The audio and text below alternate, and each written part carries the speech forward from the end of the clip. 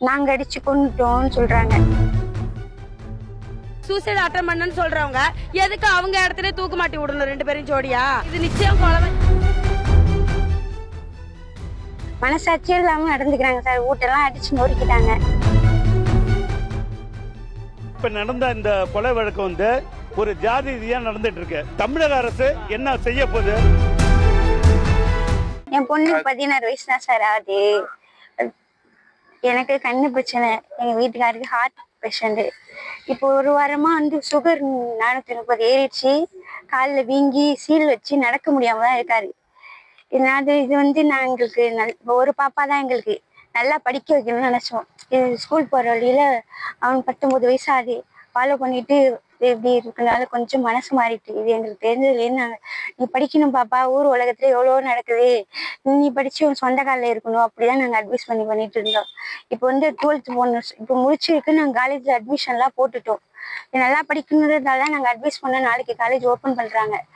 இது பண்ணிட்டு இது பண்ணும்போது இதுக்காக பேசணும். நாங்கள் படிக்கணும் பாப்பா, நல்லா லைஃப் அப்பாவும் இப்படி இருக்காங்க அப்படின்னு சொல்லிட்டு இது பண்ணோம். நைட்டு வரையும் நாங்கள் அதை நல்லா தான் பார்த்துக்கிட்டோம். அது ஒரு மூட் அவுட்டாகவே இருந்துச்சு. அது பேசி பேசி அந்த பையன் கொஞ்சம் மனசு ஒரு மாதிரி சரியா இது பண்ணாமல் அப்படிதான் இருந்துச்சு எங்கள் பாப்பா.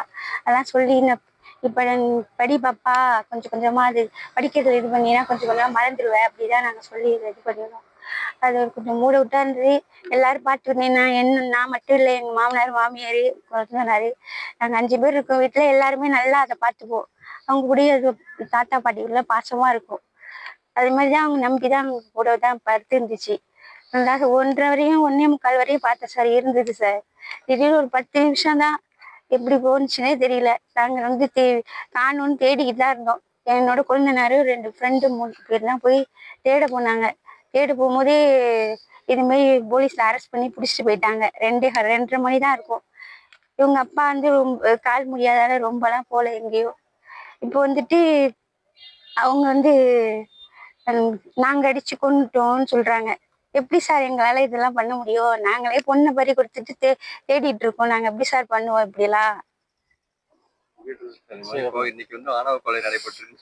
அப்படிலாம் இல்ல சார், அதெல்லாம் நாங்க பண்ணல சார். நாங்க பொண்ணை காணும்னு பதட்டத்துலதான் கம்ப்ளைண்ட் கொடுத்தோம். நைட்டும் போயிட்டு அவர் கால் முடியாது சார், ஹார்ட் பேஷண்ட் சார். நாங்களே பொண்ணை பறி கொடுத்துட்டு இருக்கோம். அதுக்கு பிறகு காலையில தான் கொஞ்சம் அப்புறமா இறந்துட்டு சொல்லி நாங்க அழுதுட்டு தான் கிடந்தோம். உங்களுக்கு கம்ப்ளைண்ட் கொடுக்கணும்னு போனாங்க. அங்க உட்கார வச்சுட்டாங்க எங்க வீட்டுக்காரங்களை. அதுக்கு பிறகு வந்தாங்க, பசங்க கூட தான் வந்தாங்க. வந்து பார்க்க வந்து எங்களதான் இது மாதிரி அவங்க அடிச்சு கொண்டுட்டாங்கன்னு சொல்லி அந்த இடத்துல விடல. அங்கேருந்து ஒரு பையன் தான் ஹார்ட் பேஷண்ட், அவங்களை அடிக்கும் ஏதோ கடவுள் மாதிரி இழுத்து அந்த இடத்த விட்டு காப்பாத்தி விட்டுருக்காரு. இங்க வீட்டுல கொஞ்ச நேரத்துல எல்லாம் வீட்டு ஃபுல்லா அடிச்சு எங்களுக்கு பாதுகாப்பே இல்லை. அடிச்சு அழுதுட்டு கிடந்தோம் நாங்க. பாப்பா எழுந்துட்டு என்ன இப்படி நடந்துட்டேன்னு. ஒரு 50-100 பேர் இருக்கும். உள்ள போந்து ஊடு ஃபுல்லா அடிச்சு நொறுக்கிட்டாங்க சார். அந்த பையன் எங்க அக்கா பையனோட தலையில அடிச்சு அவன் கட்டு போட்டுதான் இருக்கான் ஹாஸ்பிட்டல்ல. என்ன காரணத்துக்காக இப்ப உங்க ஊர்ல இறுதி காரியத்தை பண்ணாம இங்க என்ன சார்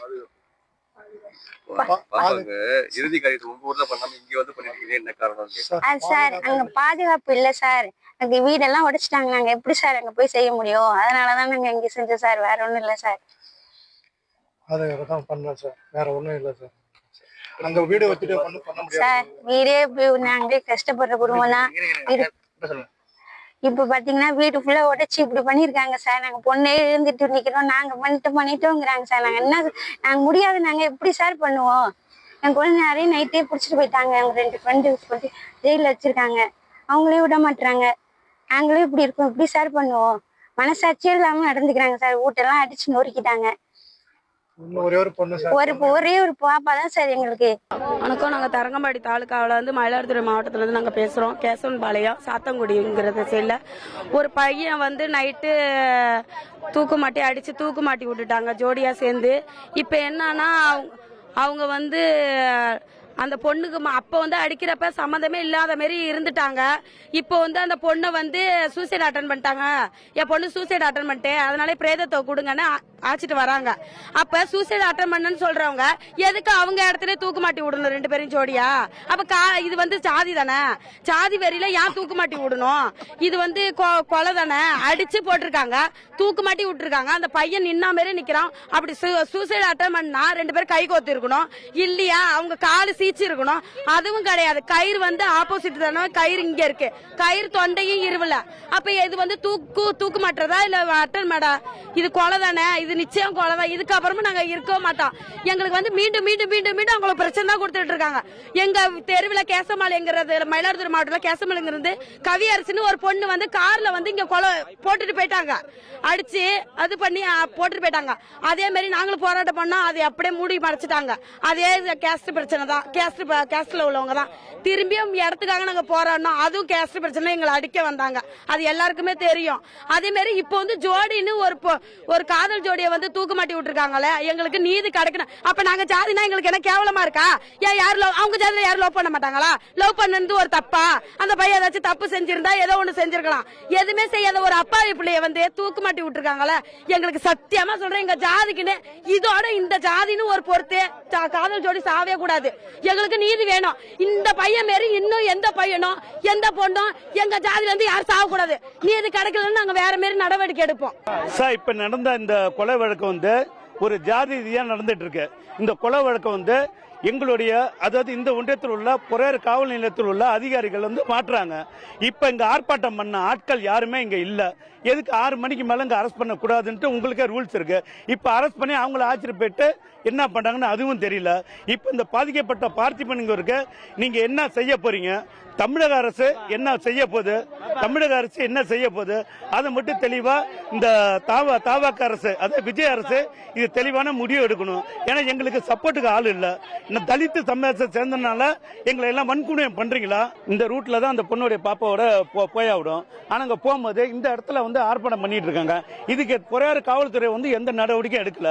இவங்க தான் அவங்களுடைய அந்த பாப்பாவுடைய அந்த பார்த்திபனுடைய சகோதரி. நீங்க அவங்கள்ட்ட கேளுங்க, இது வந்து ஜாதிக்காக நடக்குதா, இல்ல அராஜகம் நடக்குதா, இல்ல தலித்து சமயத்துல யாரும் வந்து முன்னுக்கு வர முடியாதுன்னு நடக்கிறாங்களா? எங்களுக்கு இது கொலை வழக்குன்னு எங்களுக்கு பதிவு பண்ணி வேணும். எங்களுக்கு ஆனா நீதி வேணும். எத்தனை ஜாதி ஆணவ படுகொலை எத்தனை பண்ணுவாங்க?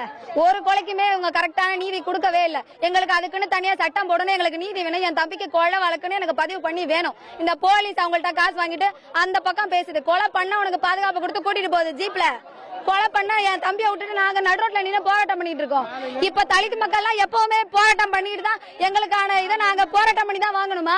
இன்னும் எத்தனை காலம் போராடுவோம்? நாங்க 26ல இன்னும் எங்க ஜாதி இருக்கு. எங்களுக்கான நீதி எங்களுக்கு வேணும். காலையில இருந்து பொண்ணை இறக்கல இன்னும்.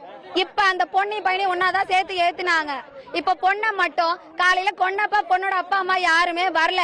இப்ப கொல்றப்ப கொண்டானுங்க, அடிச்சு கொண்டானுங்க. அப்ப இல்லாத பாச வெறும் பாடி அந்த வீட்டுக்கு வேணுமா? நாங்க கொடுக்க மாட்டோம். என் தம்பியோட சேர்ந்து என் வீட்டு இடத்துல தான் அந்த பொண்ணு செத்துது. தற்கொலை பண்ணிச்சுல 2 பேரும் ஒன்னா தானே செத்தாங்க. ஒன்னாதான் நாங்க பாடி எடுப்போம். அந்த பாடியை வச்சு என்ன பண்ண போறாங்க? துடிக்க துடிக்க கொண்டானுங்க. பாடி கொடுக்க மாட்டோம். நாங்க 2 பேரையும் ஒன்னாதான் எடுப்போம். அதுதான் எங்களோட கோரிக்கை.